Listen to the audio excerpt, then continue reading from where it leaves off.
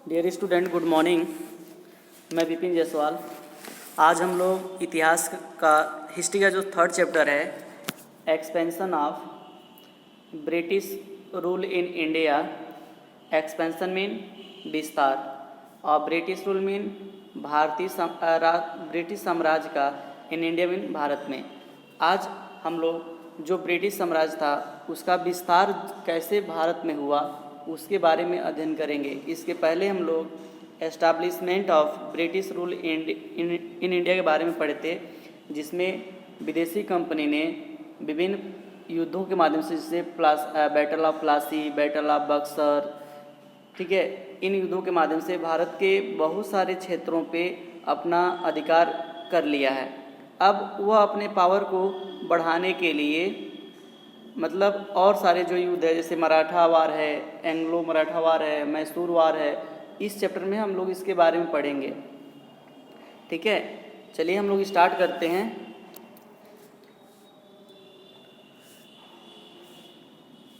The mutual distrust and hatred amongst the Indian rulers paved the way for the defeat of the Indians in the Carnatic।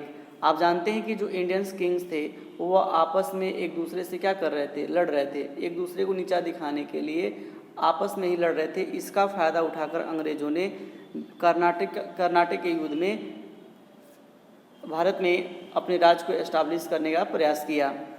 There were 3 powerful rulers in the Deccan, that is the Maratha, Nizam and Hyderabad. देखिए, अब आप उत्तर भारत में आप देखे थे जिसमें बक्सर का युद्ध, प्लासी का युद्ध सुजाउद्दौला के साथ, मीर जाफ़र के साथ हुआ था।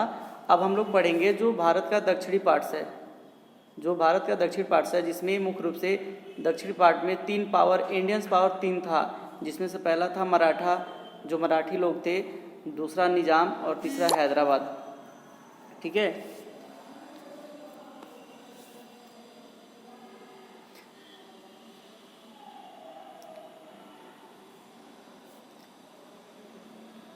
amongst these powers helped the English to establish their supremacy in Deccan।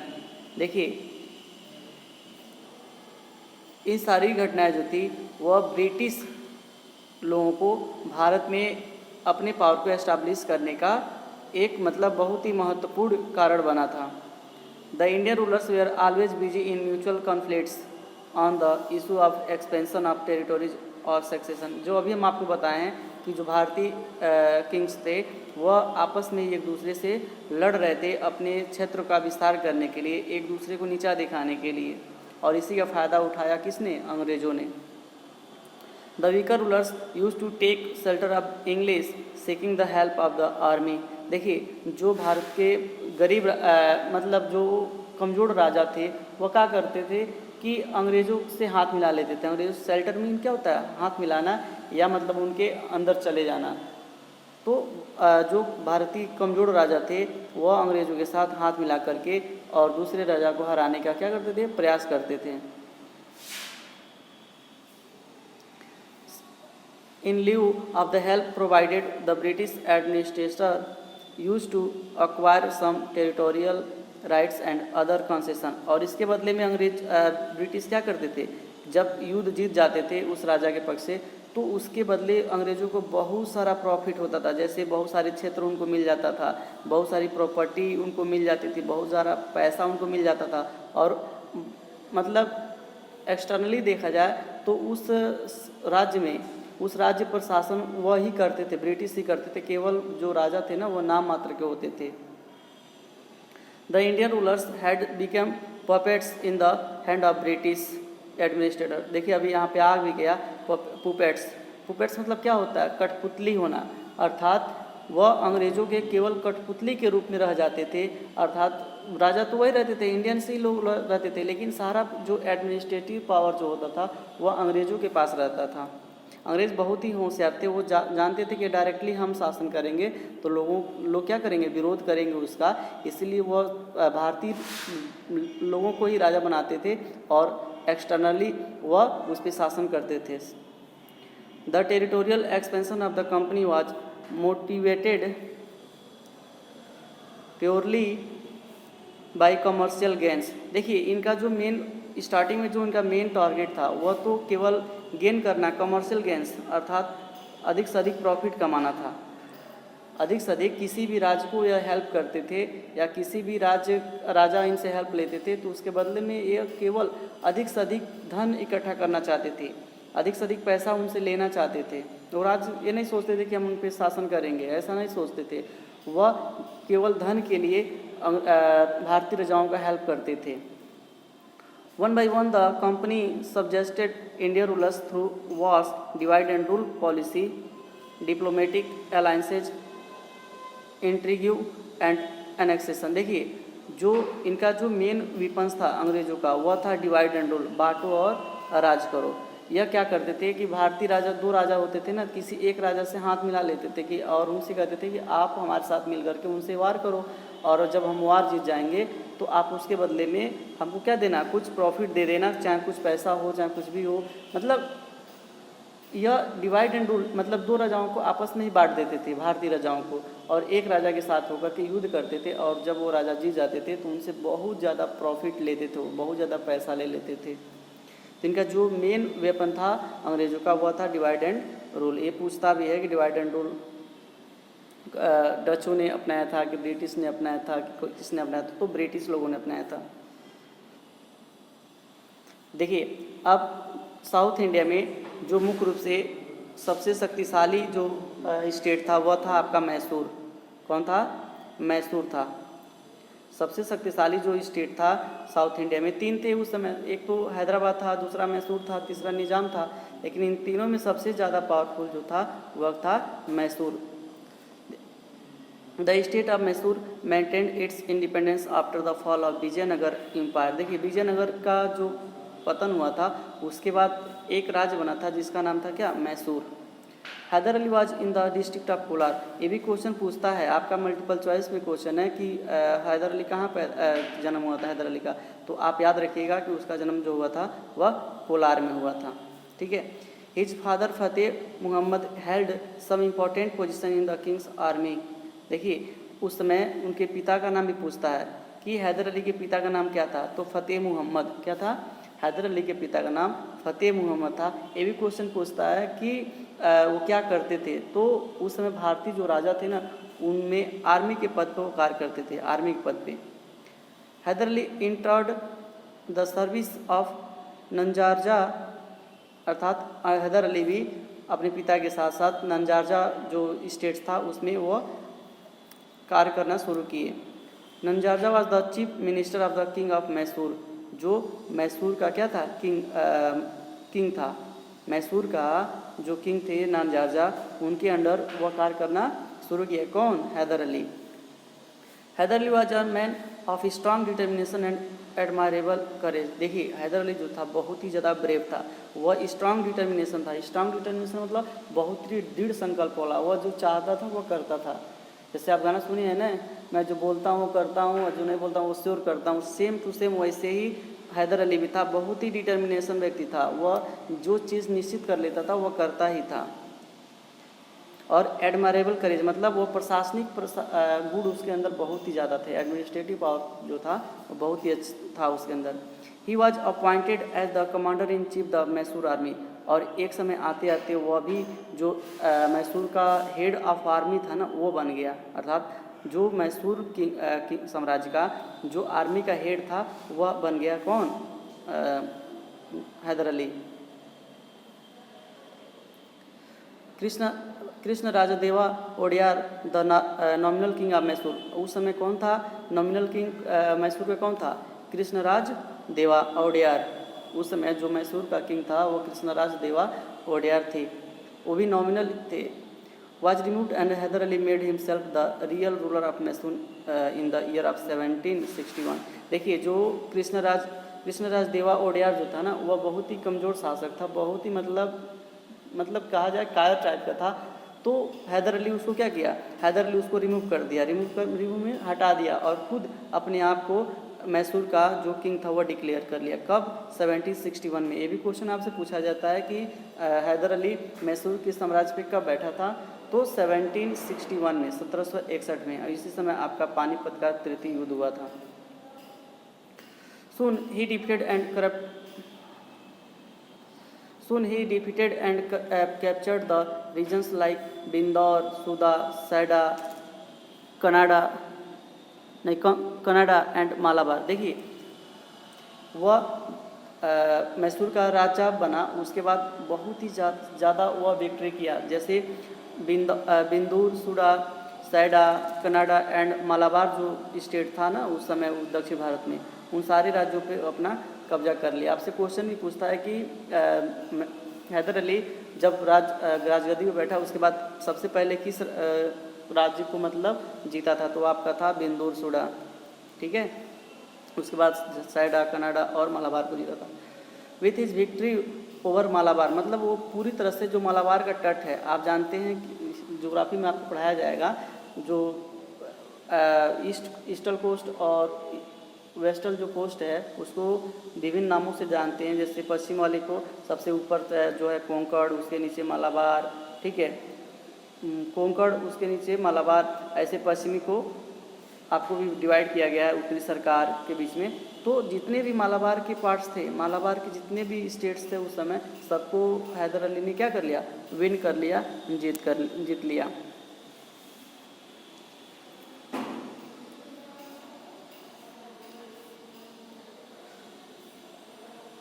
C coast, और अपना जो था राज्य का विस्तार सी कोस्ट तक कर लिया, अर्थात समुद्र के तट तक अपना विस्तार कर लिया। दिस वरीड द ब्रिटिशर्स, यह किसके लिए चिंताजनक की बात थी, ब्रिटिशर्स के लिए, क्योंकि दक्षिण भारत में ब्रिटिश चाहते थे कि हमारा भी क्या हो, पावर हो, हम भी उस पर हक हो। लेकिन ये सारे जो समुद्री तटीय जो एरिया था उस पर सब पे अधिकार कर लिया कौन, टीपू हैदर अली ने, और यह अंग्रेज़ों के लिए बहुत ही चिंताजनक की बात थी।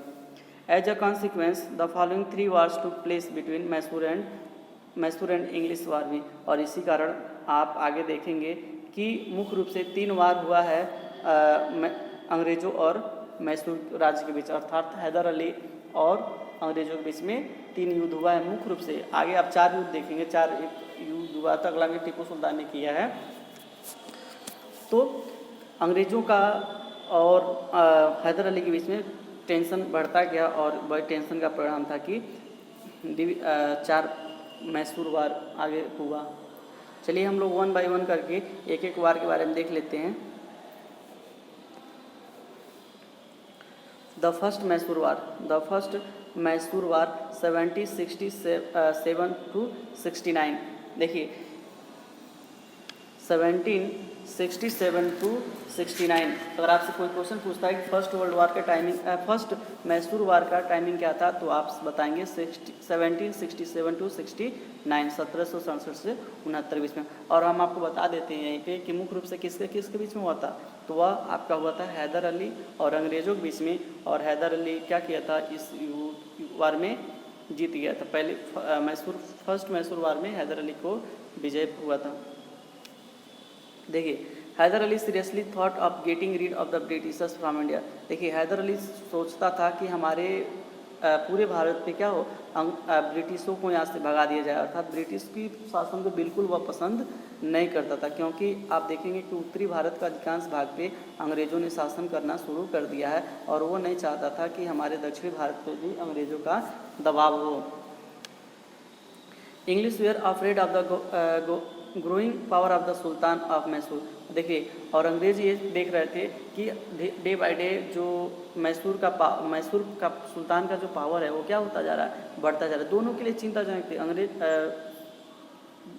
अंग्रेज़ सोचते थे कि day by day Hyder Ali का पावर क्या होता जा रहा है, बढ़ता जा रहा है, और हैदर अली सोचता था कि इनको हम भारत पे शासन नहीं करने देंगे, तो स्वाभाविक है कि तनाव होगा, टेंशन होगा।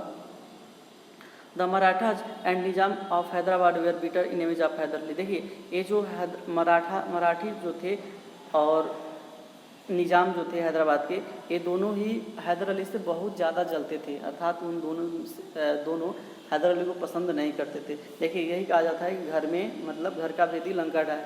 देखिए अगर ये दक्षिण भारत में निजाम और निजाम ऑफ हैदराबाद, मराठा और मैसूर मिल गए होते तो शायद अंग्रेज़ों का दबदबा नहीं हो पाता। लेकिन ये आपस में क्या लड़ते थे, ये तीनों भारतीय राजा थे, हैदर अली भी था, निजाम ऑफ हैदराबाद भी और मराठा, लेकिन इन तीनों में आपस में ही लड़ते थे, इसलिए इसी का फ़ायदा उठाकर अंग्रेज़ों ने भारत पे अपना कब्जा कर लिया। ठीक है।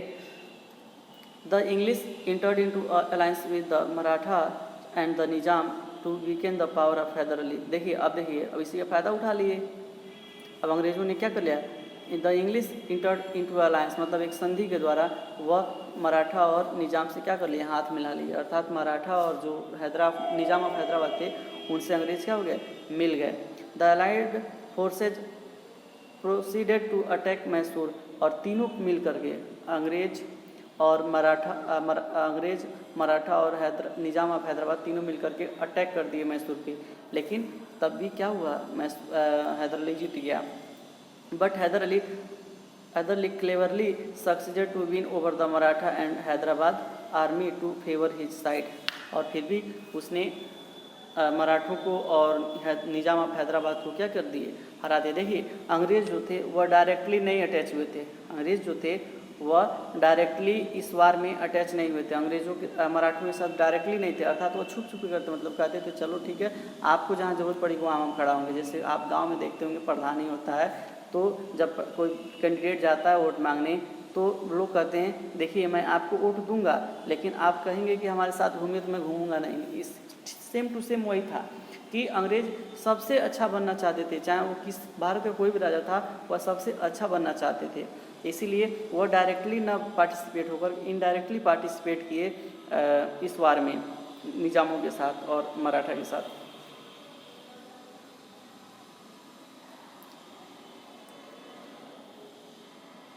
ठीक है। दिस स्ट्रेंथ हिज पोजीशन, और यह जो वार था, देखिए एक साथ 3 पावर को हराना आसान बात नहीं है। हैदर अली ने अंग्रेज़ों को भी इनडायरेक्टली अंग्रेज़ों को भी हराया और मराठा और निजामों को हराया, तो इससे उसकी शक्ति क्या हुई, स्ट्रेंथ हुई। स्ट्रेंथ मतलब इसकी शक्ति बढ़ गई, अर्थात इसका पावर, इसका कॉन्फिडेंस बढ़ गया।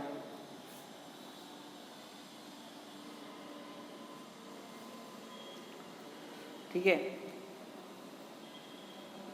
Now Hyder Ali had only to confront the British forces.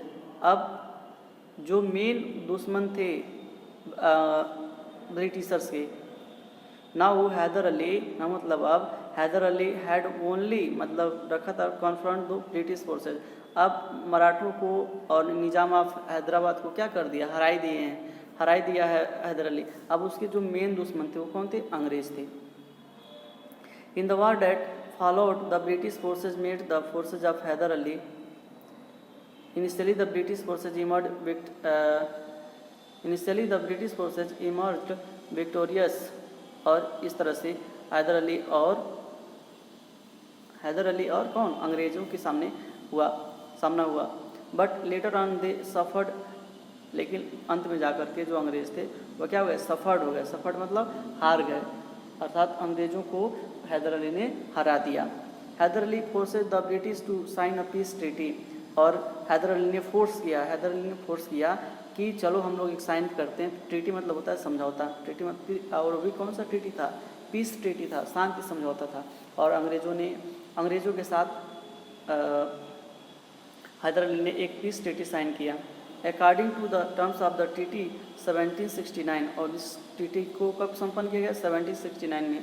Both the sides restored the conquered territories and promised to help each other in times of need. देखिए, और इस ट्रीटी में मेन जो था वह हुआ कि चलो ठीक है, हम लोग अब अपनी दुश्मनी को ख़त्म करके जहाँ पे आप शासन करते तो वहाँ पे आप शासन करो, और जहाँ पे हम शासन करते हैं वहाँ पे हम शासन करेंगे। फ्यूचर में क्या होगा कि मान लीजिए हमारे ऊपर या आपके ऊपर कोई अटैक करता है तो हम लोग एक दूसरे को क्या करेंगे, हेल्प करेंगे। ये समझौता किसके बीच में हुआ, अंग्रेज़ों और हैदर अली के बीच में।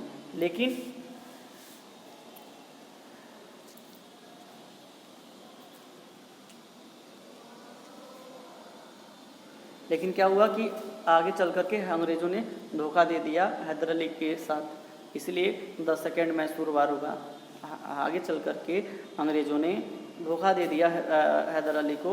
उन्होंने जो ट्रीटी किया था, साइन किया था, उसके अकॉर्डिंग वर्क नहीं किया और यही जो मेन कारण था द सेकेंड मैसूर वार का, जो 1780 से लेकर 84 तक चला। हम इसको अगले क्लास में पढ़ेंगे। वीडियो बहुत ज़्यादा लंबा हो जाएगा, ठीक है। धन्यवाद।